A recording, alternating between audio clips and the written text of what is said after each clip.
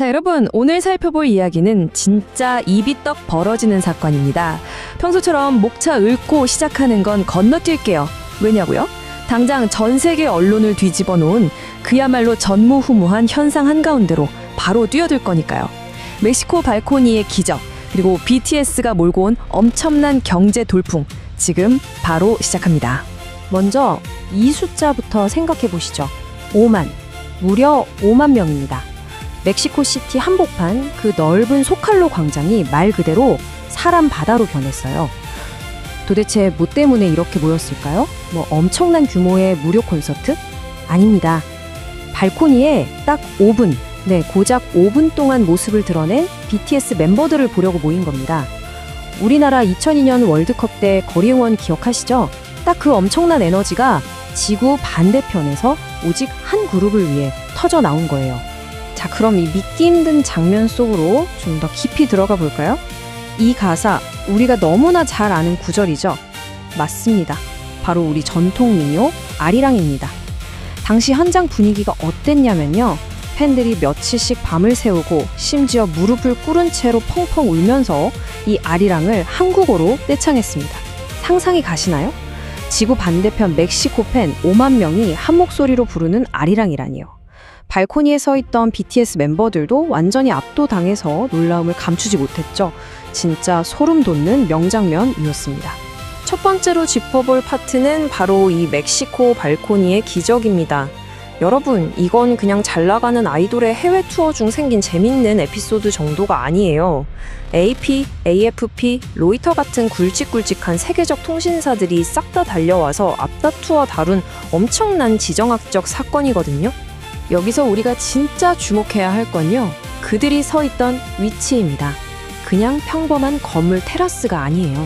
멕시코 대통령궁의 발코니입니다. 여긴 멕시코 대통령 한 사람만을 위해 철저하게 통제되는 그야말로 최고 권위의 상징이거든요. 이 자리에 BTS를 세웠다는 건 멕시코라는 국가가 이들을 단순한 대중스타가 아니라 국가적인 차원에서 얼마나 깍듯하게 예우하고 있는지를 대내외에 쾅 하고 선언한 거나 다름없습니다. 사실상 국빈급 대우라고 봐야 합니다. 공연 전날인 현지 시간 6일에 무슨 일이 있었냐면요.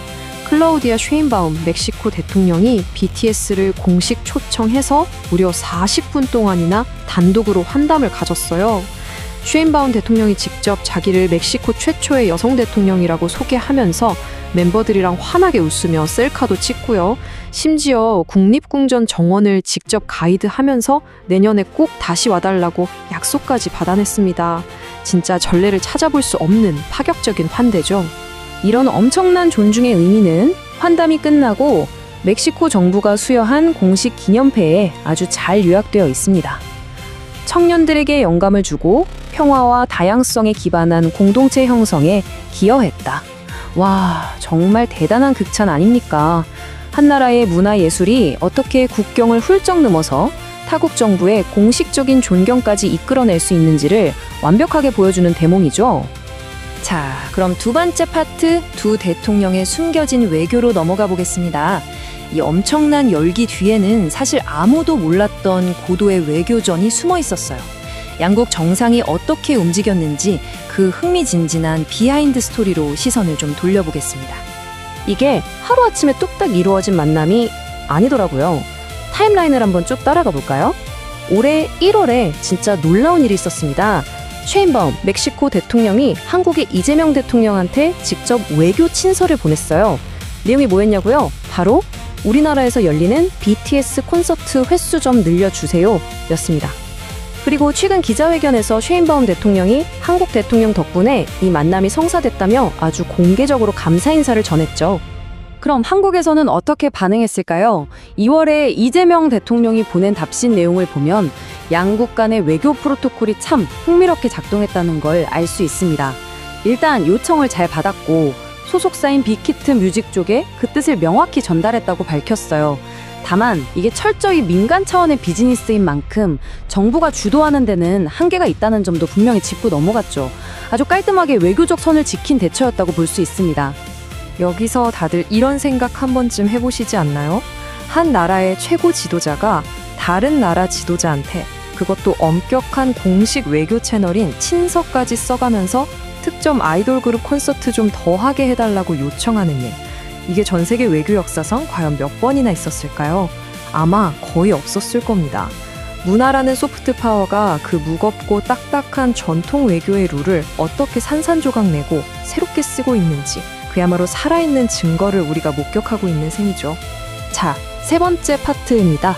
1,557억 원의 경제적 파급 효과. 지금까지는 부드러운 소프트 파워 외교를 살펴봤다면 이제는 아주 차갑고 현실적인 그야말로 압도적인 경제 지표들을 살펴볼 차례입니다. 숫자 스케일 한번 보세요. 1,557억 원. 달러로 환산하면 대략 1억 75만 달러입니다. 믿겨지시나요? 이건 뭐 1년 내내 투어에서 번 돈이 아니고요. 멕시코시티 상공회의소에서 분석한 건데 이번에 멕시코라는 단 한 기착지에서만 발생하는 지역 경제 파급 효과예요. 콘서트 티켓 매출은 기본이고요. 팬들이 와서 먹고 자고 관광하는 비용까지 합치면 말 그대로 도시 경제 전체가 이 하나의 이벤트로 들썩이고 있다는 얘기죠. 그러면 여기서 드는 의문, 왜 하필 멕시코일까? 바로 이겁니다. 7일부터 10일까지 열리는 3회 공연 좌석이 그냥 예매 시작하자마자 순식간에 돈이 났어요. 데이터가 답을 다 말해줍니다. 스포티파이 통계를 보면 멕시코가 전 세계 K-팝 소비국 무려 5위입니다. 그 중에서도 멕시코 현지 사람들이 가장 많이 듣는 아티스트 1위가 압도적으로 BTS고요. 멕시코 대통령 입장에서는 자국민들이 이렇게 열광하는 데다가 어마어마한 돈까지 돌게 만드는 완벽한 경제적 호재인데 발벗고 나서지 않을 이유가 전혀 없는 거죠. 이 대목에서 진짜 흥미로운 비교 포인트만 하나 짚고 가볼게요. 미국 블룸버그 통신에서 내놓은 기사인데요.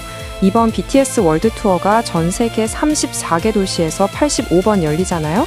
블룸버그는 이 엄청난 투어 스케일을 누구랑 비교했냐면 바로 팝스타 테일러 스위프트의 에라스 투어랑 나란히 뒀습니다. 에라스 투어가 자그마치 3조 3천억 원 규모의 매출을 낸 역사적인 투어거든요. 지금 이 월드 투어가 그 정도의 글로벌 경제 파급력을 가진 거대한 산업 그 자체라고 평가받고 있는 겁니다. 사실 돌이켜보면 참 묘한 기분이 듭니다. 과거에 우리 국내에서는 병역 문제라던가 무료 콘서트 같은 이슈로 참 말이 많았잖아요. 잣대도 엄청 엄격했고요. 그런데 시야를 밖으로 돌려보니 상황이 완전히 다릅니다. 지금 이들은 글로벌 경제의 판도를 흔들고 타국 대통령이 최고 예우를 갖춰 발코니를 내어주게 만들면서 그 어떤 외교관보다도 강력하게 대한민국의 위상을 높이는 압도적인 글로벌 외교대사 역할을 똑똑히 해내고 있습니다. 자, 오늘 준비한 이 흥미로운 해설을 마무리하면서 여러분께 질문을 하나 던져보고 싶네요. 단순한 대중음악이라고 생각했던 팝문화가 이제는 수조원대 경제를 쥐락펴락하고 심지어 국가 원수들끼리 친서를 주고받게 만들며 국제 관계의 룰마저 바꿔놓고 있습니다. 한 보이그룹이 쏘아올린 이 거대한 나비 효과를 보면 앞으로 미래의 글로벌 외교나 국가 경쟁력은 과연 어떤 모습으로 진화하게 될까요? 분명한 건 세상을 움직이는 공식이 지금 우리 눈앞에서 완전히 달라지고 있다는 겁니다. 오늘 해설은 여기까지입니다. 이 놀라운 변화의 흐름 여러분도 꼭 한번 곰곰이 생각해 보시면 좋겠네요. 함께 해주셔서 감사합니다.